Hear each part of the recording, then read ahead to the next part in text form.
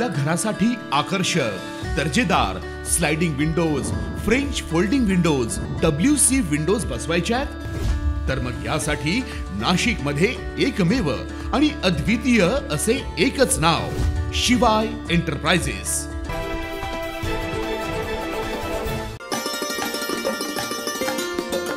नाशिक रोडवर कुसुमाग्रज मराठी विचार मंचाच्या वतीने आयोजित मराठी उपासक पदवीदान समारंभ दिमाखात पार पडला। मराठी भाषेची गोडी विद्यार्थ्यांमध्ये निर्माण व्हावी आणि विवास शिरवाडकरांसारखे साहित्यिक समाजापुढे यावेत या उद्देशाने हा उपक्रम राबवण्यात येतोय। आजपर्यंत तब्बल 12,000 विद्यार्थ्यांनी असे होते कुसुमाग्रज या विषयावर परीक्षा दिली आहे। उत्तीर्ण विद्यार्थ्यांना मराठी उपासक पदवी बहाल करण्यात आली आहे।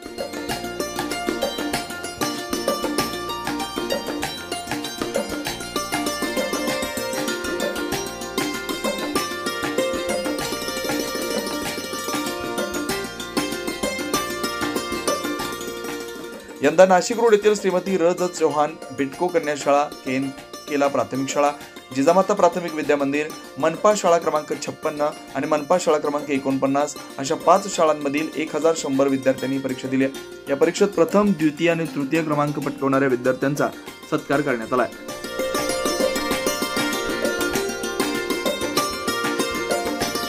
कार्यक्रमाचं उद्घाटन मान्यवरांच्या हस्ते दीप प्रज्वलनाने झालंय। नाशिक शिक्षण प्रसारक मंडळाचे अध्यक्ष डॉक्टर भरत केळकर, कुसुमाग्रज मराठी विचार मंचाचे अध्यक्ष सतीश बोरा, उपाध्यक्ष दिलीप बारवकर आणि कला रसिक राजाभाऊ पाटेकर यांची प्रमुख उपस्थिती लाभली आहे। मान्यवरांना गुलाब पुष्प आणि सन्मान चिन्ह देऊन सत्कार करण्यात आलाय। या उपक्रमासाठी समन्वयक मनीषा खंडीजोड यांचं महत्त्वपूर्ण मार्गदर्शन लाभलंय। तर कार्यक्रम यशस्वी होण्यासाठी मुख्याध्यापिका प्रज्ञा शशिकांत महाले यांच्यासह शिक्षक वृंद, शिक्षकेतर कर्मचारी आणि विद्यार्थ्यांचं मोलाचं सहकार्य लाभलंय। कार्यक्रमाचं सूत्रसंचालन आणि आभार प्रदर्शन नंदकिशोर ठोंबरे यांनी केलंय।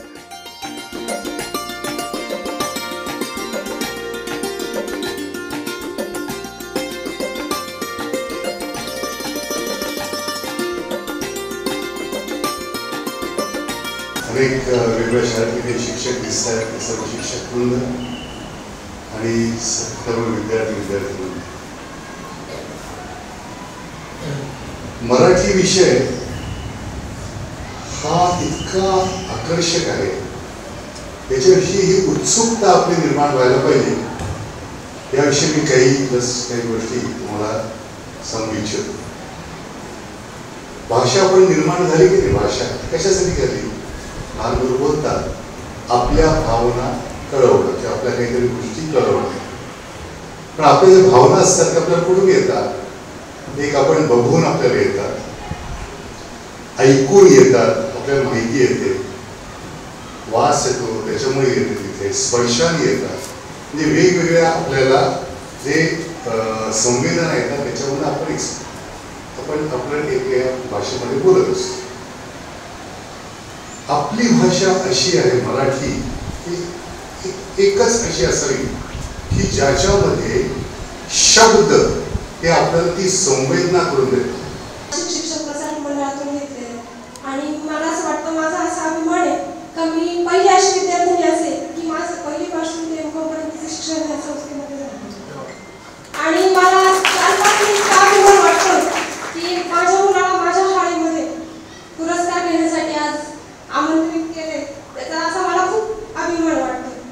आणि आपण म्हणतो इंग्रजी माध्यम किंवा इंग्रजी भाषा आणि मराठी भाषा ही कमी, आजकाल आता सर्वांचंच असं म्हणणं आहे का मराठी भाषा ही खूप कमी लेखली जाते। असं काही समजू नका मुलींनो, आमच्याबरोबरच्या ज्या काही विद्यार्थिनी त्या आज परदेशात आपल्या दूरदर्शन सारख्या मोठ्या वाहिनीवर पण आमच्याबरोबरच्या विद्यार्थिनी झळकत आहेत। मराठीला असं कमी लेखून चालणार नाही, आपण इथेच नाही तर बाहेरच्या प्रत्येक क्षेत्रामध्ये आपल्या शाळेतल्या विद्यार्थिनी पोहोचले।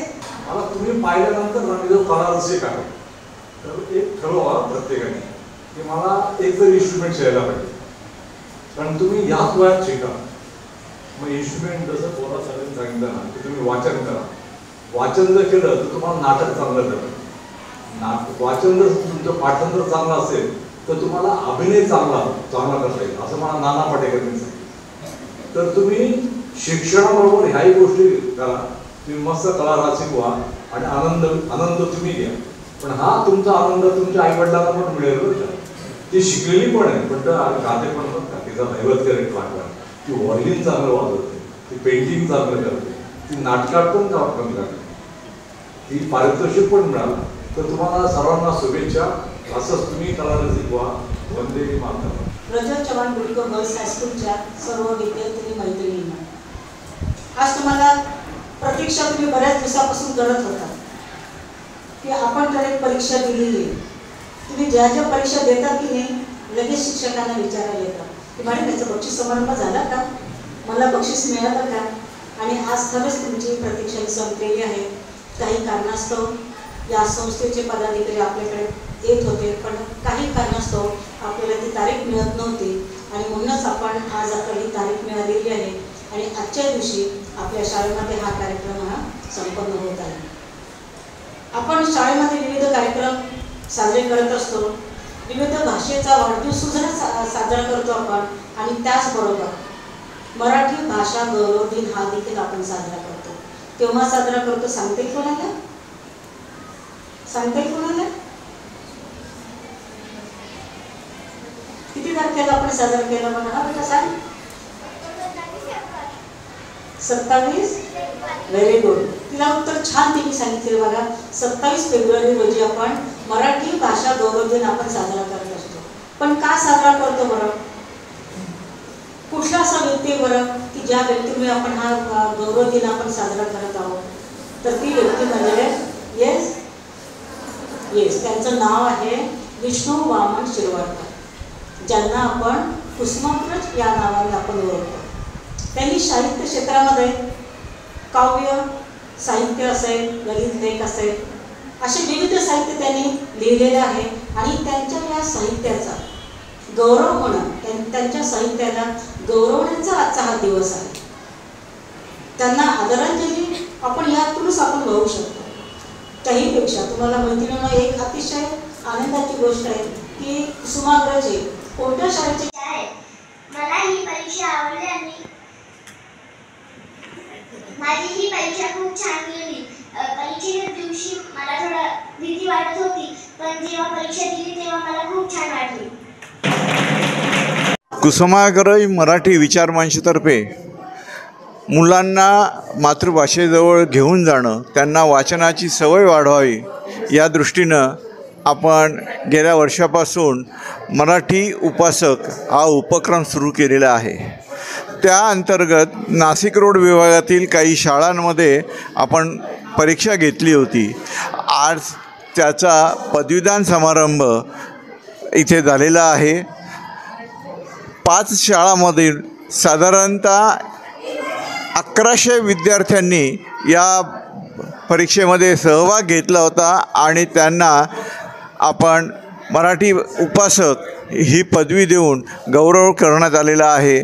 ज्या निमित्तानं मराठी वाचनाची मुलांना आवड निर्माण व्हावी, गोडी निर्माण व्हावी आणि एकूणच त्यातून सजग असा समाज निर्मिती व्हावी, स्वाभिमानी समाज निर्मिती व्हावी आणि मराठी भाषेचं जे गतवैभव आहे ते प्राप्त व्हावं याच्यासाठी हा प्रयत्न आहे. आजच्या कवी कुसुमाग्रज यांनी जे काही आम्हाला सांगितलेलं आहे त्याबरोबर हुकूम हा कार्यक्रम चालू आहे आणि समाजातील सर्व थरातून याला अतिशय चांगला असा प्रतिसाद मिळतो आहे. या उपक्रमात सहभागी होणाऱ्या शाळा, तिथले मुख्याध्यापक, शिक्षक आणि विद्यार्थी यांचे आभार मानावे तेवढे थोडेच आहेत. धन्यवाद.